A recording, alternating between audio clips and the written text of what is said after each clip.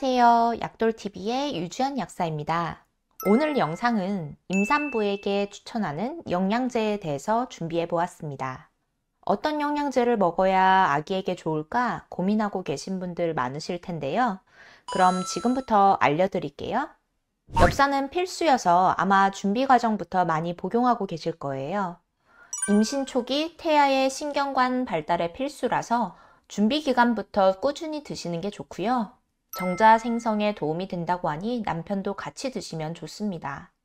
보통은 600에서 800 마이크로그램을 복용하는 것을 추천하고 중기 이후에는 필수는 아니지만 출산 후까지 복용하셔도 괜찮습니다. 저 같은 경우도 준비 기간부터 출산 후까지 꾸준히 엽산은 복용했습니다.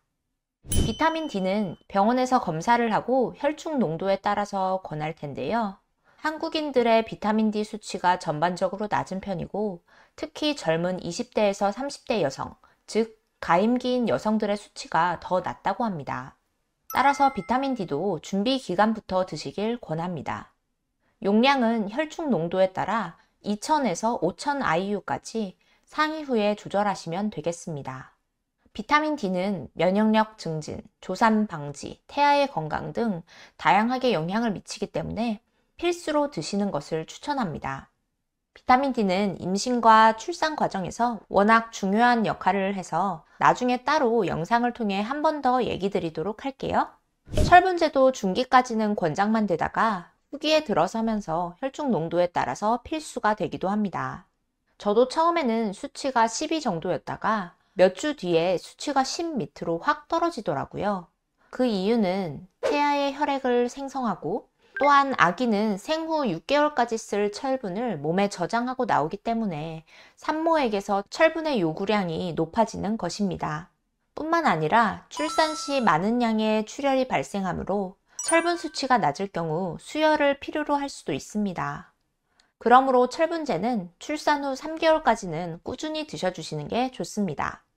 철분제는 액상, 알약, 캡슐 등 형태는 다양한데요. 그중 액상이 제일 변비 부작용이 덜하다고 하니까 변비가 있으신 분들은 참고하세요. 철분제는 비타민C와 함께 먹으면 흡수가 잘 되니 비타민C 알약이나 가루약을 공복에 함께 드시면 제일 좋습니다. 간혹 공복에 철분을 먹고 나면 속을 불편해 하시는 분들도 계신데요. 그런 경우에는 식후에 드셔주시면 됩니다. 유산균을 복용하시면 장내의 유익균의 비율을 높여줘서 장내 환경을 좋게 만들어줍니다. 면역세포가 장에 많이 분포하고 있기 때문에 장이 건강해지면 면역에도 당연히 도움이 되겠죠. 임신 중에는 전반적으로 면역 기능이 떨어지기 때문에 작게는 얼굴에 나는 사마귀부터 지렴, 감기 등 다양한 감염성 질환에 노출되기 쉽습니다. 면역 증진에 도움이 되는 유산균은 임신 기간뿐 아니라 수유 기간까지 복용하셔도 됩니다. 또 조산, 산후 우울증, 임신성 당뇨의 발생 비율도 어느 정도는 낮춰준다고 하고요. 그리고 아기에게서 습진 같은 피부 질환의 발생도 낮춰준다고 합니다. 유산균 샤워라고 들어보셨나요? 분만 시에 산도를 통해 나오면서 아기가 엄마에게서 좋은 유익균을 받고 태어나는 것을 의미하는데요. 즉, 임신 기간 동안 유산균 섭취를 하시면 아기의 면역력에도 도움이 됩니다.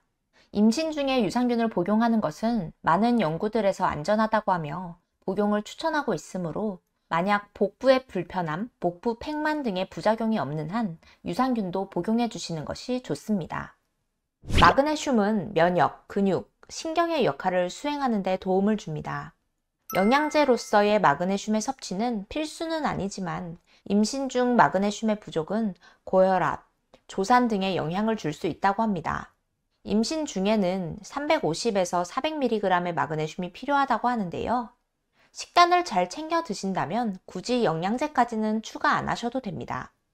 바나나, 아보카도, 견과류, 녹색 채소, 콩, 잡곡 등의 풍부함으로 적절히 식단에 한번 추가해 보세요. 오메가3는 태아의 뇌, 망막의 정상적 발달에 도움을 줍니다. 조산, 산후 우울증의 비율도 낮춘다고 하네요. 임신 기간 중 산모의 건강과 태아의 정상적 발달을 위해서 적어도 하루 200mg 이상의 DHA의 섭취가 권장됩니다. 오메가3를 구성하는 DHA와 EPA는 체내에서 함께 작용합니다. DHA만 복용했을 경우 4에서 10% 정도의 DHA만이 EPA로 전환되기 때문에 임신한 여성에게는 불충분합니다.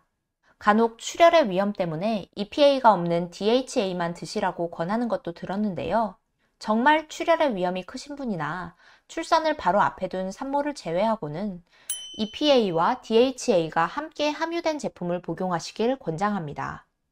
오메가3 제품 중에는 비타민 D가 함유되어 있기도 하기 때문에 비타민 D를 만약 복용하고 계시다면 용량을 확인하시고 구매하시길 바랍니다. 비타민 A는 주의하라. 이 말은 많이 들어보셨을 거예요. 하지만 비타민 A가 임신 기간 중에 필요가 없는 비타민은 절대 아닙니다. 비타민 A는 산모와 태아의 정상적 발달에 필요한 비타민이지만 과잉이 되었을 때 기형을 유발할 수 있는 거고요. 하루 10,000 IU 이상의 비타민 A를 계속 복용했을 때 기형의 위험을 높였다고 합니다. 특히 임신 초기에 혈중 비타민 A 농도의 증가는 유산, 태아의 신경계, 심혈관계 이상에도 영향을 줄 수 있다고 합니다. 영국의 NICE 가이드라인에 따르면 잠재적인 부작용을 피하기 위해 비타민 A가 5,000 IU 이상 들어간 제품은 피할 것을 권하고 있습니다. 우리나라의 하루 권장량 또한 5,000 IU 이하입니다. 하지만 대부분의 임산부를 대상으로 한 종합 영양제에는 이를 고려하여 용량이 조절되어 있으므로 크게 걱정 안 하셔도 될 것 같습니다. 하지만 여러 개의 영양제를 복용하신다면 구매하기 전에 겹치는 성분은 없는지 꼭 확인해 보시고 의심이 된다면 전문가에게 꼭 문의 후 복용해 주세요. 요즘은 임산부용 종합 영양제가 시기별로 나눠서 나오기도 하니까요. 이런 종합 영양제를 드시게 되면 제가 말씀드린 성분들이 적정량 들어가 있는지 확인해 보시고 더 필요한 성분은 추가해서 드시면 되겠습니다. 한번 정리해 드리자면 엽산, 비타민 D, 철분제, 유산균, 오메가3가 임신 기간 중 추천되는 영양제들이고요. 특히 엽산과 비타민 D는 필수로 복용하시길 바랍니다. 비타민 A는 과량 드시는 것을 피하시면 되겠습니다. 덧붙여서 영양제도 중요하지만 제일 중요한 것은 신선한 식재료로 만든 건강한 식사를 규칙적으로 하는 것입니다. 특히 탄수화물, 단백질, 지방이 적절히 포함되도록 하여 산모와 태아 모두에게 영양분이 충족될 수 있도록 해주시는 게 좋습니다. 이 영상을 보시고 계시는 임산부분들 모두 건강관리 잘 하셔서 순산하시길 바랍니다. 영상이 도움이 되셨다면 구독과 좋아요 눌러주시고요. 오늘도 건강한 하루 되세요. 지금까지 약돌TV의 유주연 약사였습니다.